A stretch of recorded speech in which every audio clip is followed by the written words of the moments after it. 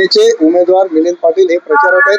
त्याचबरोबर काही महिला सुद्धा त्यांच्या पाठीमागे प्रचारासाठी. ताई, काय सांगाल की आज एक उच्च शिक्षिताचे उमेदवार दिलेले आहेत आणि कुठेतरी बदल पाहिजे असं प्रत्येकाला.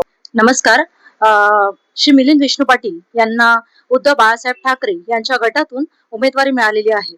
तर ही उमेदवारी जेव्हा त्यांना मिळालेली आहे तर मला असं वाटतं एक सजान नागरिक म्हणून जेव्हा नवीन आपण आतापर्यंत बघत आलो की ज्यांना ही संधी मिळालेली आहे त्यांनी ह्या संधीचं सोनं तर केलेलंच नाहीये.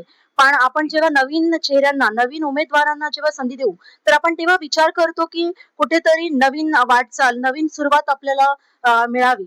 आणि मला असं वाटतं की म्हणजे माझंच मत नाहीये तर इथे असणाऱ्या प्रत्येक नागरिकाचं हेच मत असेल की भविष्यामध्ये आपल्याला ज्या काही अडचणी सोसवतात, सामाजिक असतील किंवा आपल्या सोसायटी रिलेटेड काही इश्यूज असतील, आपण रस्ते बघतो किंवा वैयक्तिक आपल्याला काही अडचणी असतात. पण बऱ्याच वेळेला असं होतं की आपण कोणत्याही नगरसेवक असेल किंवा कोणते जे पदाधिकारी आहेत त्यांच्यापर्यंत आपण जेव्हा आपल्या समस्या घेऊन जातो तेव्हा बऱ्याच वेळेस त्या पूर्तता त्यांची होतच नाहीये.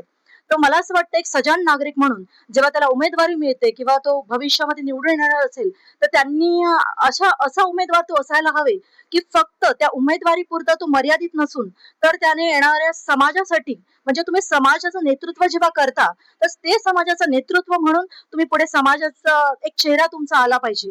तर फक्त उमेदवारी घेऊन पुढे भविष्य फक्त नगरसेवक बनून राहण्यापेक्षा खऱ्या अर्थाने जे समाजाचं कार्य आहे ते जर तुम्ही भविष्यामध्ये पुढे नेलात तर खरंच एक सजान, एक सुशिक्षित नागरिक आणि खूप मोठा कार्यकर्ता म्हणून तुम्ही समोर याल. तर असं मला वाटतं की जे श्री उद्धव बाळासाहेब ठाकरे यांच्या वतीने श्री मिलिंद विष्णू पाटील यांना जी उमेदवारी मिळाली आहे तर मला सर्व नागरिकांना सांगू वाटतं की मी सांगू इच्छिते की तुम्ही जास्तीत जास्त मतांनी त्यांना ह्यात विजयी करावं.